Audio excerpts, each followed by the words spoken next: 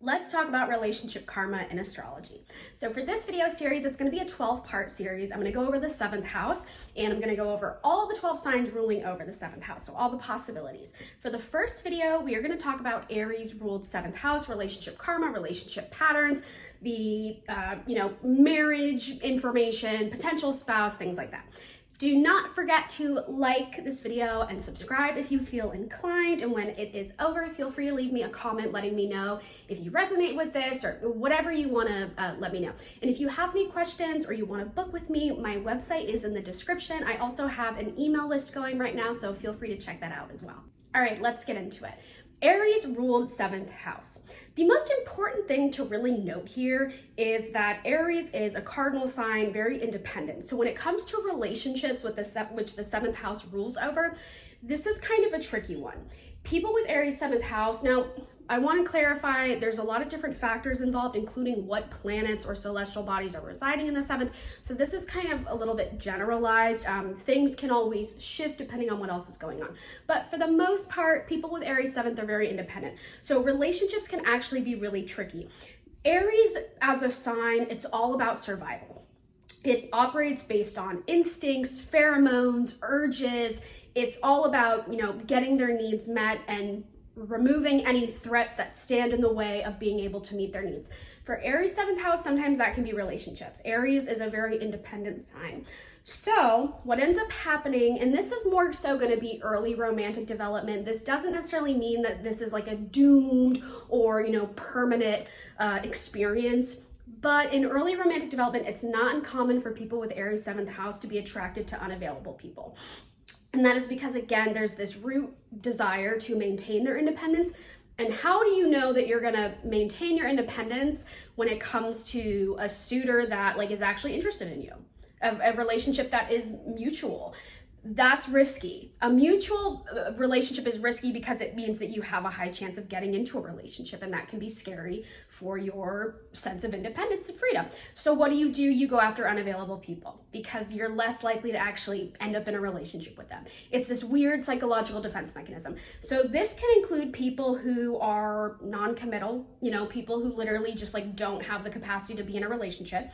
This can also include, and this is messy, this can also include people who are in other relationships. So Aries is a competitive sign. People with Aries 7th house in early romantic development, they can go after people that kind of force them to compete for affection. So sometimes they can be attracted to people that they're already in a relationship because there's a competition there. There's a challenge, there's a hurdle. The irony is once they get them, let's say someone leaves their partner for someone with Aries 7th house, the person with Aries 7th house can become bored. All right, they got the prize, now what? Now they're bored. So you don't want to base your attraction to people based on how unavailable they are. That's just not a sustainable way to enter a healthy relationship, obviously. So that's something that my babies with Aries 7th house really need to be mindful of is, are you so fearful of getting into a relationship that you are drawn to non-committal people? Now, here's another funny thing. If you are in a relationship and you have an Aries 7th house, you might find that you actually attract more people to you. So the same is kind of true in reverse. The more unavailable you are, the more you can attract suitors and people trying to get with you. So there's kind of an innate competitive energy to Aries 7th house. Now, this can more be an early romantic development thing. It can just take a little bit of time. Aries energy, it's a little bit about the gameplay. So they, stereotypically, they like the chase. And there's tropes kind of exist for a reason. There's a little bit of truth to them. And the truth for that is, fear of losing independence. Now, I do have a personal theory that the 7th house rules over our parents' relationship with one another, because if the 7th house rules over relationships, where are relationships modeled for us? Who's our first understanding of what a partnership is? Our parents.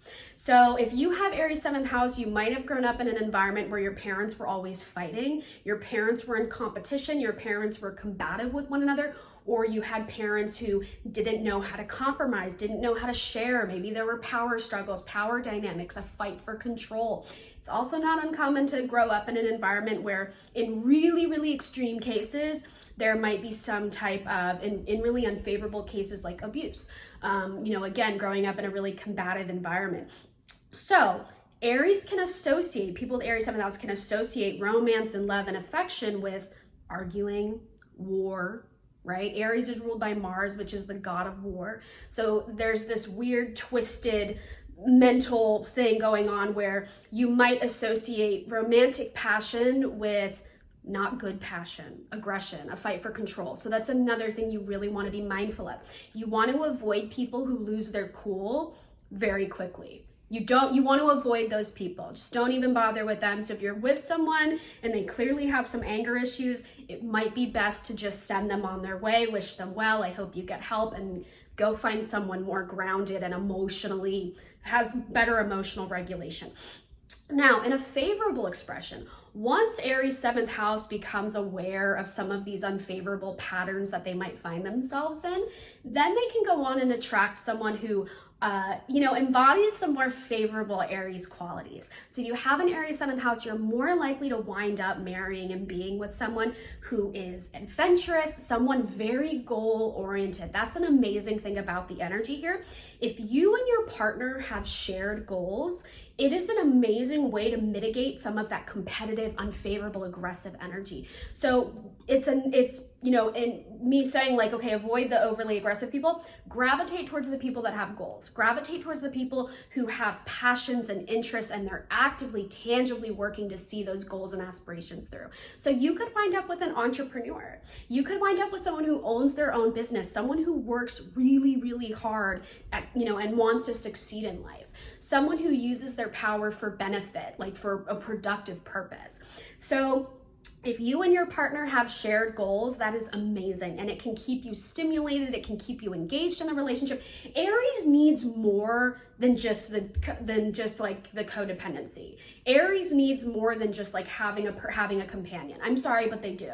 Aries 7th house needs not just a romantic companion. They need a lover. They need a best friend. They need a business partner. They need someone that they can embark upon the journey of life with outside of just that romantic connection. They need passion, and passion doesn't just exist in the realm of romance. They need all kinds of passion.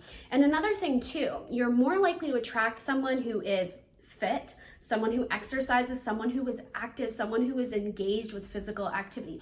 Even if they might be more like burly, they might be a little more on like the huskier side, but they're probably going to be very strong. They might be really into fitness, weightlifting, and even if they're not like in the gym all the time, at the very least, they probably have physical hobbies and activities like hiking, biking.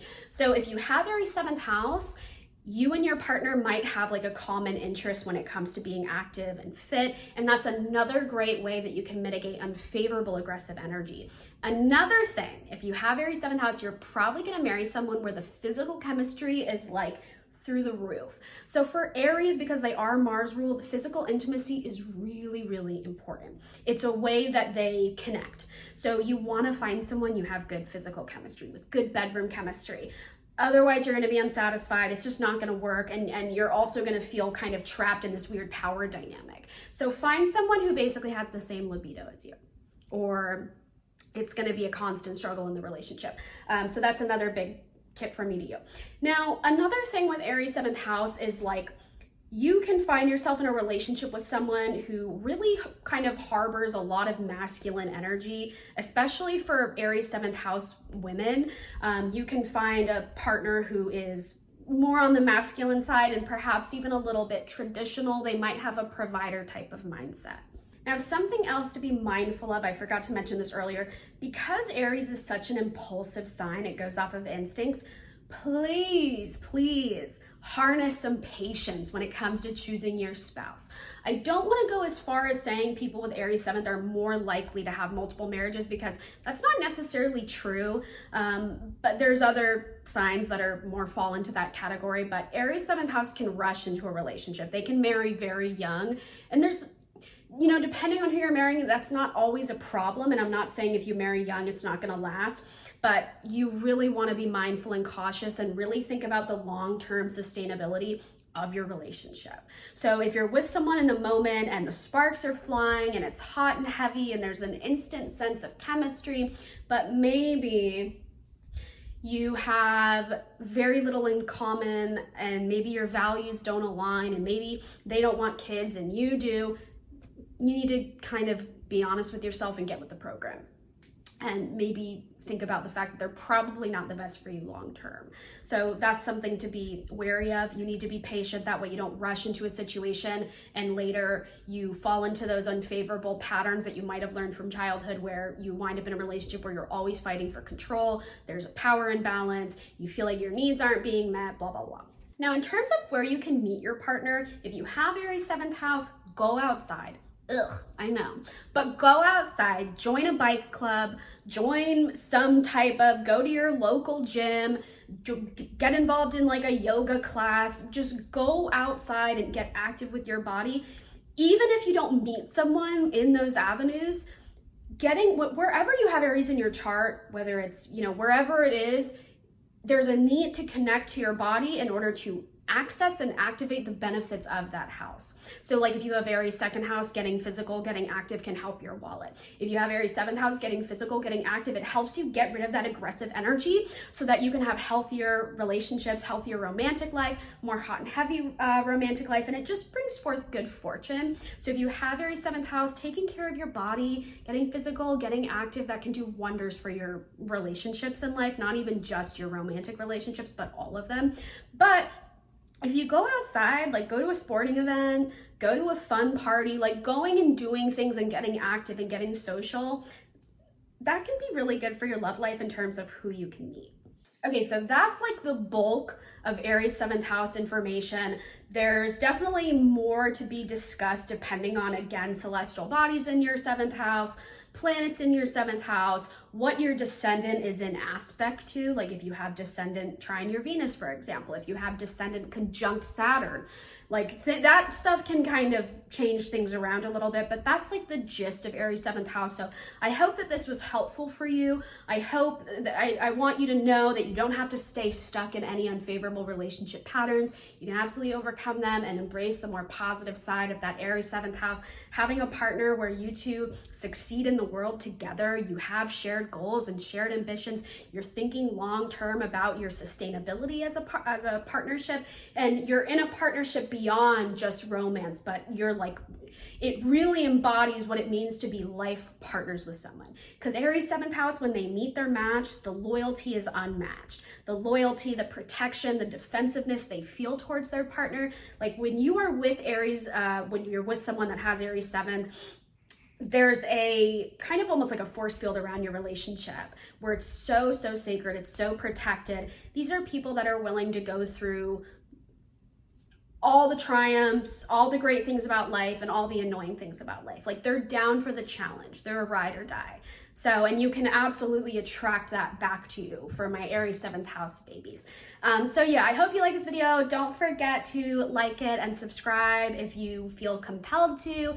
And again, if you have any questions, I have my email in the description. I also have my website there. I do offer readings and I do have an email list going. So feel free to sign up. I'll be sending out astrological forecasts, and there's also discount codes that are going to be exclusive to people on my email list. So there's good stuff there. Thank you very much.